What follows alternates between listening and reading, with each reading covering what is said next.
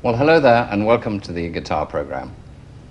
Now today we arrive at the point of your first practical lesson, and I think you're going to enjoy this. We're going to learn to sit properly and get a good position, which is very important right from the start. We're going to learn to tune, which is going to make life pleasanter for all of us.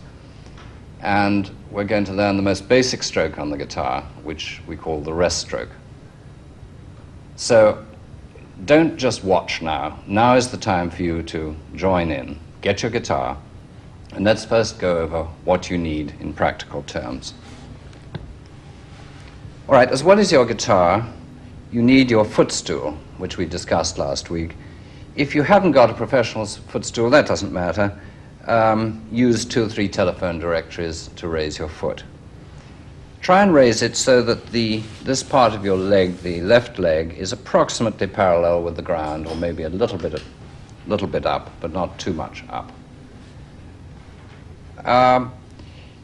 You are going to be playing with your nails in the right hand, and when you look at your right hand, palm on, it's important that you should see just a small ridge of nail showing above. Not a long nail, not pointed, but evenly following the shape of the finger. The quality of sound that you produce will depend very much on how smooth that nail surface is. So you do need a nail file, and the type that I think works best for the guitar is the type that has a sort of granulated surface that they sometimes call diamond dust. These are much better than the plain metal nail files. If you can't find these, use an emery board. But following that, and this is something most people don't know, to get a really good sound, you need to use a very, very fine sandpaper on your nails. Sandpaper is graded, and this has a number about 600. The higher the number, the better. The higher the number, the finer the paper. So if you can get 600 paper, so much the better. And having filed your nails, just smooth over the surface to get any rough edges out with the sandpaper. Now, something else that may help you, you might want to put a long mirror beside your television set so that when you see positions and hand positions and so on, you can compare what you're doing and see if it looks the same. It's not essential, but I think it helps. Now, let's get a good position. Forming good habits right from the start will avoid a lot of trouble later on. So let's place the guitar on the left leg, which is now raised with the footstool or whatever. It will touch the right leg slightly, and the forearm is going to rest at the widest point of the guitar here, where if you draw a line out from the bridge to the edge of the guitar, you can find this. Forearm resting on there. Now, I don't want you to hold it into you too tightly, because the back of the guitar has to resonate as well. So let it out so that this part can sound in addition. Let your right hand hang down approximately over the end of the sound hole so that your knuckles run along a similar line to the strings. This is a good start on getting a good right hand position. Now, I want you to sit forward on the front of the chair to dominate the instrument, because this way you have control over what you're doing. If you have a sloppy position and let the guitar come back like this, you really don't have the control. So, also when you want to look at your fingers, put the head forward rather than pulling the guitar back. And again, if anything, that'll improve your position and keep you in control of the guitar. Now, there are going to be a few terms of reference we need to know about in the lessons, and it's a good idea to memorize them right from the start, because we'll save time. Let's consider the hands, first of all, and the numbering of the fingers. Right and left hand are distinguished. The right hand has letters, and the left hand has numbers. The right hand, the fingers are named by their Spanish names. This is, after all, the Spanish guitar. And we just use the initial letter, in fact. P for pulgar is the thumb. Then the next one that comes up is I for indicio, for index finger. M for medio, middle finger. Those are easy to remember, I and M for index and middle. And then finally, A for anular, which is the Spanish term for the ring finger. There is a term in English, annular finger, I believe. So the ones you have to think about are P for thumb and A for the ring finger. The other two are easy. Now let's look at the left hand. This is very simple. First finger, the index finger is the first finger, the middle finger is the second, third, and fourth. And there's nothing tricky about that, I think, except remember that those of you who play the piano, that the numbering is not the same. And the reason for that is that we don't use the thumb in the guitar, which you do in the piano. So 1, 2, 3, 4 for the left hand. Now, while we're up this end of the guitar, let's look at some of the other terms of reference. Tuning machines you already know about, and this part is called the peg head sometimes, because there used to be pegs rather than these mechanical pieces. All of the part that you play on is called the fingerboard, quite easy to remember, and these individual pieces of wire are called the frets, and they are numbered from the first fret upwards like this. The first fret is the nearest to this end of the guitar. This little piece in here, this piece of bone, is called the nut, and it's very important in adjusting the height of the strings on the guitar and what we call the action of the guitar, the playing action. All right, moving down the guitar now, and over the end of the fingerboard we come to the sound hole. The terminology is fairly obvious here. And the ornamental part around the sound hole, known as the rosette, this part here. Then, as we travel up, we have the bridge, which is the wooden piece here, and inside it, a very important piece, the bridge bone, because this again is instrumental in adjusting the action of the guitar, which is something we're going to explore in a minute. Actually, while I think about it, let's deal with that question of the playing action now, because although some people think it's complex, it's in fact a fairly easy subject if you do it this way. I have a simple way for you that is perhaps not terribly scientific, but it works, which is the main thing. Now, when I adjust the nut of the guitar, well, first of all, I slacken off the strings and take it out. It slides out very easily. And all adjustment is going to be made at the bottom of it, from the underneath, by filing simply with any sort of a file or even a nail file. But I do it until I can just get a dime slipped under the string by that first fret. And that's about the right height. You won't get buzzing strings if you do that. As I move it back, it would just make contact before it got to the nut. But it's at the fret there, it is in fact clear, just clear. The next adjustment is governed, it's easy to make the height measurement at the 12th fret, which is the fret just by the body of the guitar. And what I like to use here is 3 pennies, which will just, as you see, go under the string. And to make that clearance correct, the adjustment is made at the bridge bone here, which also slides easily in and out, like the nut. And again, make the adjustment underneath. Don't do anything on top, because this has a shape to it, and you don't want to alter that in any way. You could, if anything, have it a tiny bit lower, but don't go higher than the 3 pennies. And that should give you a simple rule of thumb for if you do it yourself. Of course, if you can get someone else to do it for you, so much the better. Now, I'd like to look into the question of tuning and have a look at some of the devices we have that help us to get the correct pitch for the guitar. I'm going to be referring to the strings by number, so before anything else, let's look at them and see how they are numbered. The first string, number 1, is in fact the thinnest, highest pitched string. 2, 3, 4, 5, and 6 being the thickest wire wound string. When you hear me talking about strings being higher or lower, I always mean in pitch. I'm not talking about higher in relation to the floor or anything like that. Now, it might be easiest for those of you who have a piano in the house to see how the notes relate to the keyboard. Here's middle C, in this case on the harpsichord, And the E, which is the first and highest string of the guitar, is the one just 2 notes above it there. Then the succession of strings going down the keyboard now, B for the second string, G for the third, D for the fourth, A for the fifth, and finally E for the 6th lowest string. Don't worry about making frantic notes.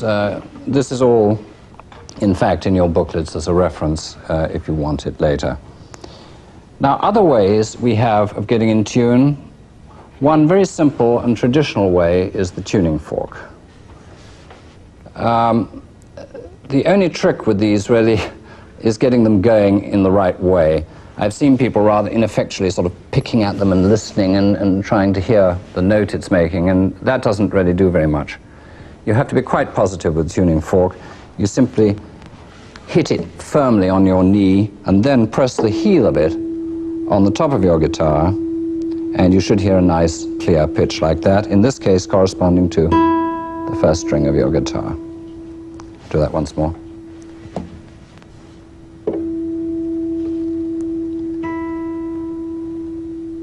Very accurate pitch, actually.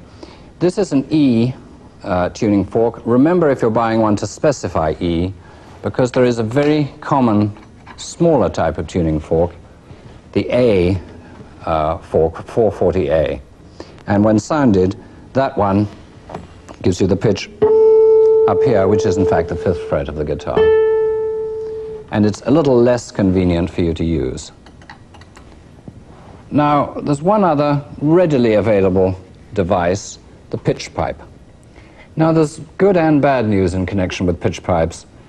The bad news to start with first is they're not really as accurate as a tuning fork, but they'll give you some sort of a pitch.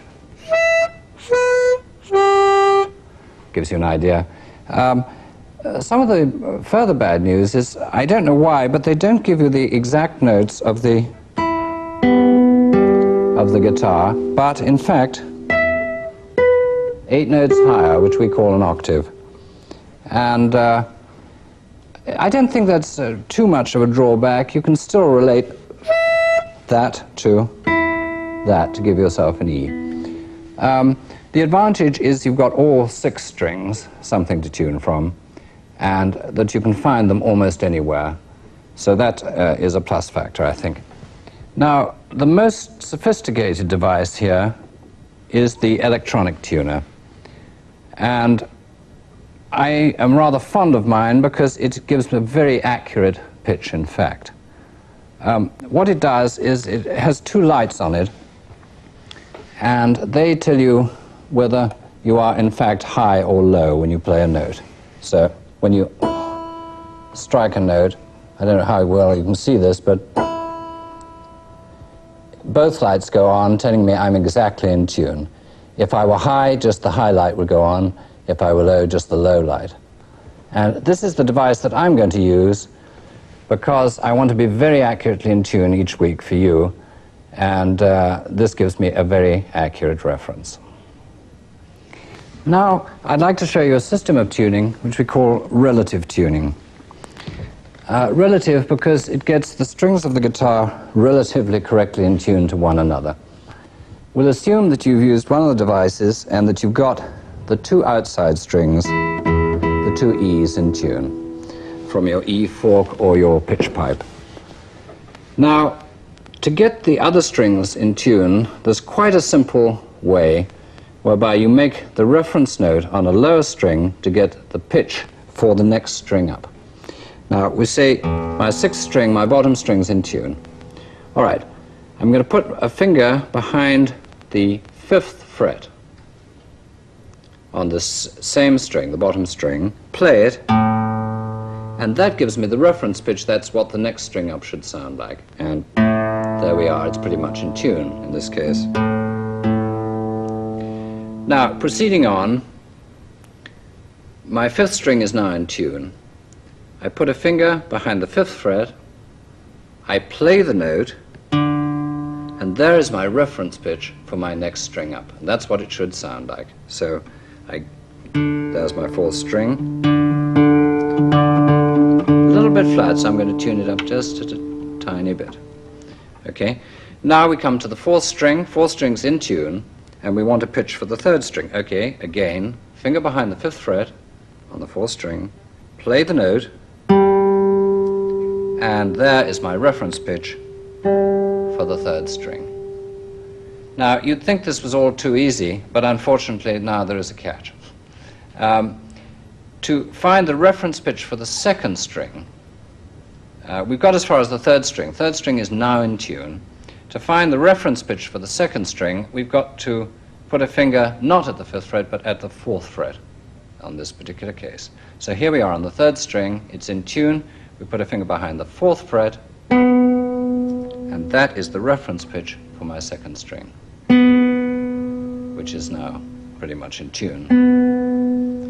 Now back to the fifth fret for the next one on the second string. My second string is in tune, so I put a finger behind the fifth fret of it and I play it, and it gives me the pitch that I want to tune my first string. So as we went through it, you'd notice that there was only one case, and this is the one you have to be careful about. To choose the reference fret to tune your second string, you've got to go to the fourth fret of the third string. Let's walk them through once more. Fifth fret of the bottom string gives me the pitch for the fifth string. Fifth fret of the fifth string gives me the reference pitch to tune my fourth string. Fifth fret on the fourth string gives me a reference tuning to tune my third string. Now, with the third string in tune, I put my finger behind the fourth fret, and there's my reference tone for my second string. And back on the second string to the fifth fret, and there we are, we have the pitch for the first string. All right. Now, obviously, this takes a little practice, but by doing it, you'll find you get better at it every day you do it. Now, I want to get on to some real playing, and I want to show you how to do the principal stroke that we use for single note runs and scale passages and that type of thing in the guitar, and we call it the rest stroke. Now, we call it rest because here's what you do. You put the finger on the string, and you slightly press the string down. The place you're touching is right at the very tip of the finger by the nail.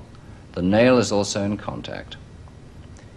Pressing it down slightly, you move across to come to rest on the next string, and that's why it's called the rest stroke. Let's look at that again.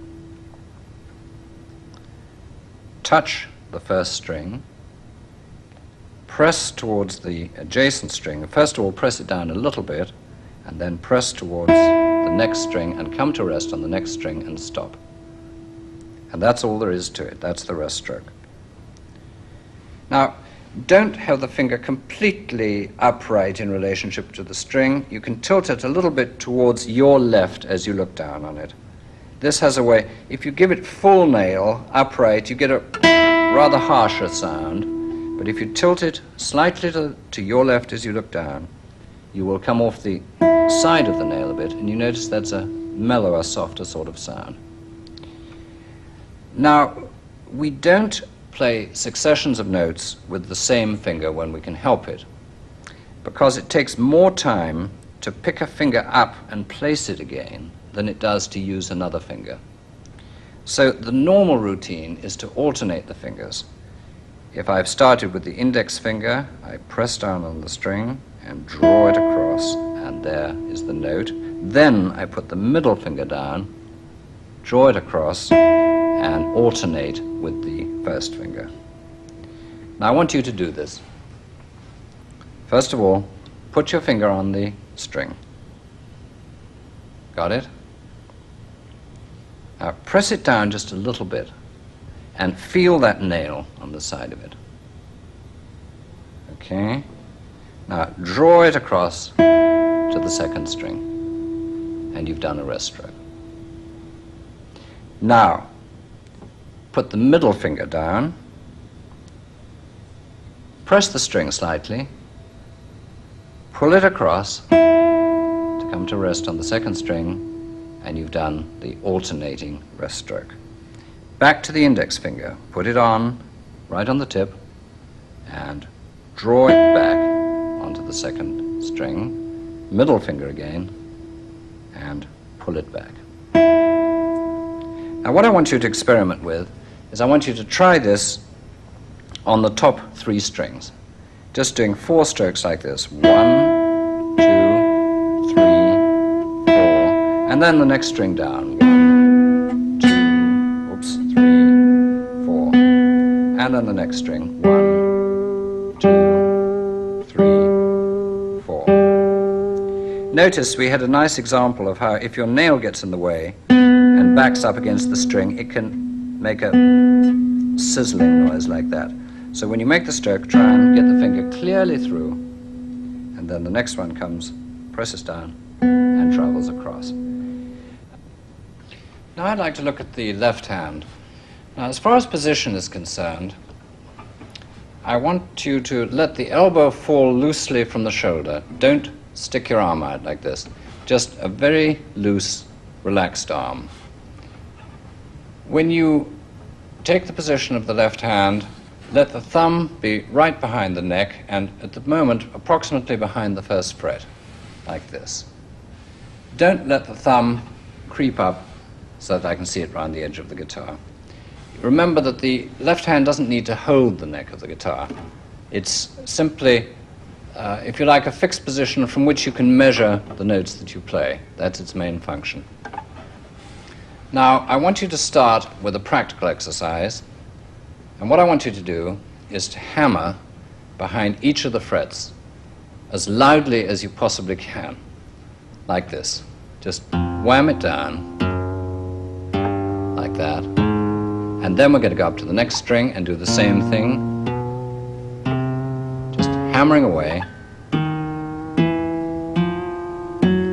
up to the third string, the second,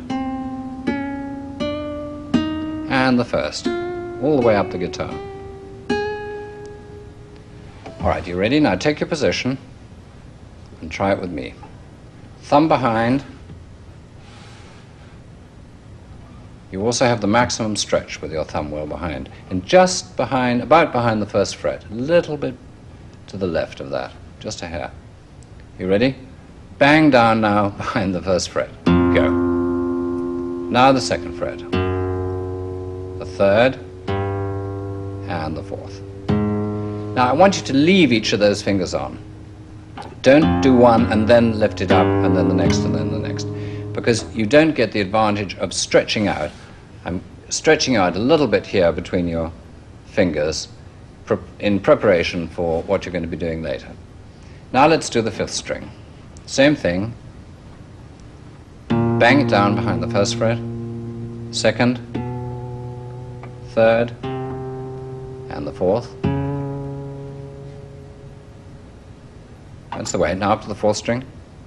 Bang it down.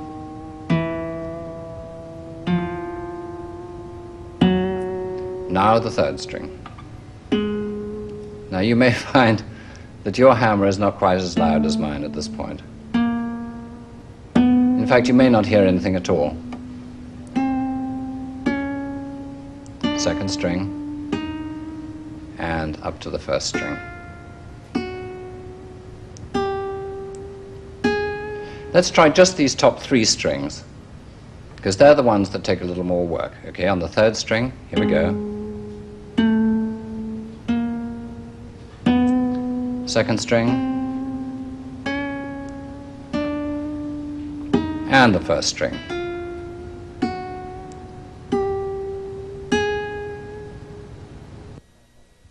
Well, I can assure you that that's one of those things that does get easier with practice. Now, for the week, I'd like you to do that exercise we've just been doing. Practice the rest strokes alternating on the top three strings, and we'll get back to that next week. We'll also put both hands together then and play some tunes together. Obviously, practice your tuning too. Now, I'd like to play a little piece for you before we're through. It's by Robert de Visé, who was a court musician in the dazzling court of Louis XIV. and used to sometimes play the king to sleep in his bedchamber. The title of this piece is Saraband.